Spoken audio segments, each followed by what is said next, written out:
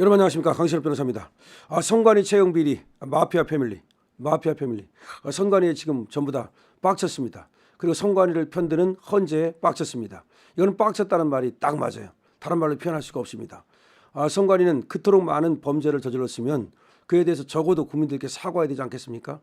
그리고 재발 방지 대책을 내놔야죠. 안 합니다. 세상에 이런 조직이 있었습니까? 대통령도 잘못하면 사과를 하고 재발 방지 대책을 내놓습니다. 근데 선관위는 단 한 번도 사과를 정식으로 하고 그리고 재발 방지 대책을 내놓은 적이 없어요. 선관위 위원장이 누굽니까? 그러면은 이 노태학이죠. 노태학이가 지금 감사원에 이런 결과가 나오면 그럼 노태학이 나서 가지고서 선관위에 이러이러한 어떤 잘못이 있었는데 이걸 갖다가 사과한다. 그리고 앞으로 이걸 재발 방지 대책을 어떻게 하겠다. 그리고 지금 선관위에 부정으로 채용된 사람들에 대해서는 어떤 조치를 취하겠다. 이런 걸 발표해야 되지 않습니까? 안 합니다. 너무나 이상하지 않습니까? 그런데 헌재는 말이죠. 감사원이 저 선관위를 감사했다고 그 감사가 잘못됐답니다. 감사하지 말랍니다. 그럼 선관위 어떻게 해야 되는 거예요? 없애는 방법밖에 없는 거죠. 선관위 스스로도 이거를 정화하지 못하고 그리고 밖에서도 못하고 그럼 안에서도 못하고 밖에서도 못하면 어떻게 해야 돼요? 우리가 문을 안에서도 안에서도 문을 갖다가 안 따주고 밖에서도 문을 딸 수 없다면 그러면 이 안에서도 밖에서도 문을 딸 수 없다면 그 집은 쓸 수 없죠. 아니 문이 안 열리면 안에서도 안 열리고 밖에서도 안 열리면 그 문은 쓸 수 없잖아요. 그럼 어떻게 돼요? 부셔야죠. 방법은 부셔버리는 수밖에 없는 거죠. 그래야 그 집을 쓸 수 있는 거 아닙니까? 나중에 다시 문을 만들더라도 똑같은 이치예요. 우리들은 대한민국의 집을 구하기 위해서 선관이라는 저 문을 부셔버려야 됩니다. 빠개버려야 됩니다. 자, 저들은 마피아 패밀리. 세상에 말이죠. 저게 패밀리야 패밀리. 근데 패밀리인데 무슨 패밀리인지 알아요? 거기 선관위가 왜 좋은 거예요? 직장이잖아요. 나는 선관위 다닌다. 나 공무원이다. 뭘 벌습니까? 돈을 벌잖아요. 그러니까 그게 바로 이익공동체예요. 선관위 이익공동체. 거기는 친인척을 갖다 채용하는 게 그게 전통이래. 그래 전통이 왜 전통이냐니까 선관위는 무슨 그 공정성이 있어야 되기 때문에 비밀이 세면 안 되기 때문에 그래서 친인척을 갖다가 채용하는 게 그게 전통이랍니다. 아니 선관위이기 때문에 오히려 공정해야 되기 때문에 오히려 친인척이 있으면 안 되는 거죠. 친인척이 있으면 무슨 잘못이 있을 때 서로 감싸주고 서로 숨겨주고 그러다 보면 공정하지 않게 되죠. 어떤 그런 개소리를 합니까 정말로. 어떻게 친인척끼리 있는데 그게 공정할 수 있습니까? 친인척끼리 있는데 관리 감독이 제대로 됩니까? 그 딸이 가가지고 아버지 그래 따라왔구나. 밥이나 먹으러 가자. 너 요새 뭐 결혼 준비 잘하냐? 이따위 소리나 하지. 거기 가가지고서 아버지 선관위 지금 개혁해야 됩니다. 이 선관위가 이러이러한 문제가 있습니다. 국민들이 지금 선관위를 질타하고 있습니다. 그렇게 하겠어요? 그럼 친척끼리 모여 있으면 그게 되겠어요? 그래서 일반 사기업도 심지어 아들과 딸을 갖다가 채용할 때는 저 말단부터 시작해가지고 그야말로 경영 수업을 받게 하고 그렇게 하는 거 아닙니까? 그런데 이 공무원이라는 자식들이 들어가가지고서 뭐 우리 딸이 지금 들어오는데 야 저 단양군 저 선관위로 넣어줘. 단양군 가서 뭐 하려고? 단양군 가서 뭐 하려고?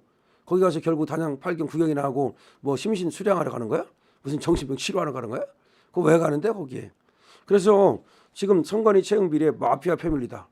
이런 얘기가 나오고 있습니다. 그러면서 국민의힘도 이 감사원 감사로 전 현직 직원들의 채용 비리 실태가 드러나면서 중앙선거관리위원회를 향해서 마피아 패밀리다. 제2의 조국 사태다.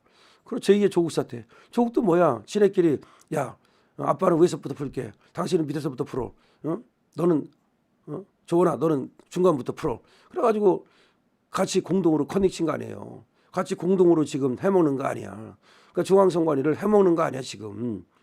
아니 중앙선관위가 이게 공조직이고 공무원인데 어떻게 민주공화국에서 이렇게 자기 자식들을 갖다가 채용을 하고 그다음에 승진을 시키고 그 채용을 하기 위해서 면접 점수를 조작하고 서류를 조작하고 그다음에 면접위원들을 내 맘대로 집어넣고 세상에 어떻게 이럴 수가 있습니까?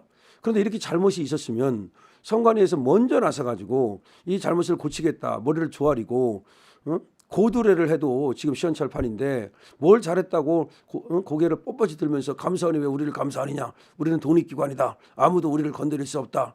그런데 헌재가 또 그 선관위를 편들어주고 이게 대한민국의 이게 민주공화국입니까? 이거 빡치는 거 아니겠습니까? 완전히 빡치는 거 이거는요. 이거는 가만히 있으면 바본 거예요. 더 이상 대한민국 민주공화국이야. 권력은 국민으로부터 나오고 말이야. 다 국민이 주인이야. 그런 소리 하면 뭐합니까?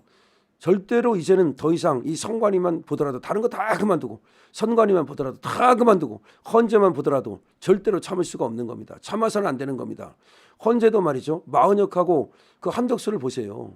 여기서 드러난 거예요. 윤석열 대통령 뭐 불공정한 심판하는 것도 당연한 거고 저 새끼들이 하는 것이 당연하다고 하는 건데 저것들이 볼 때는 마은혁과 한덕수도 지들은 마은혁이 당연한 거야. 아니 마은혁과 한덕수는 한덕수가 먼저 시작을 했는데 그래 한덕수는 왜 지금까지 미루고 마은혁 것만 먼저 선고를 합니까? 그다음에 마은혁 선고에서 얼마나 그 잘못이 있었냐면 말이죠. 문영배가 노골적으로 국회 편들어주면서 사실은 국회 의결이 없었음에도 불구하고 그거 무슨 뭐 결의안이라고 하는 거 촉구안이라고 하는 거 그걸로 퉁쳐가지고서 말이죠. 그냥 뭐 부적법 각하 안 시키고 또 마은혁 편들어줬잖아요. 이게 무슨 국가기관입니까? 이게 무슨 공공성이 있는 공무원입니까? 국민을 왜 군림하고 국민을 갖다 돼지로 여기는 거 아니겠습니까? 지금 헌재가 저런 결정을 했는데도 불구하고 지금 헌재가 무사하다는 건 오히려 말이죠. 그래서 프랑스 같았으면 아마 난리가 났을 것 같은데 이 대한민국은 이 혁명을 일으킨 적이 별로 없어요. 시민혁명이 없었어요. 대한민국은 사실은 말이죠. 이 군사혁명은 있었고 근데 시민혁명이 있었다는 것이 그 4.19 혁명인데 그때 이제 부정선거에 그 완전히 빡쳐가지고서 대학생들이 일어났던 거죠. 그러니까 보면은 대학생들이 아니면 안 돼. 이 기득권들은 이 주머니에 말이야 그 이익을 세느냐고 사실상 이 혁명을 못합니다. 그래서 오늘 마로니에 공원에서 10,000명의 대학생들이 몰리는데 저는 사실은 광화문이나 여의도도 여의도지만 마로니에 공원에 굉장한 그 관심을 갖고 있고 또 응원을 보냅니다. 대학생들, 젊은 사람들 이런 사람들은 이해관계가 없어요. 그리고 끓는 피가 있어요. 끓는 피가 있어. 이런 사람들이 정의를 이룰 수 있는 거야. 이거 뭐 이것저것 따지고 저것 따지고 말이야. 기득권. 그래서 제가 국민의힘을 싫어하는 거 아닙니까? 이 새끼들은 말이야. 광화문에 나오는 것조차 설사 여의도에 나가는 것조차 나는 모르겠어.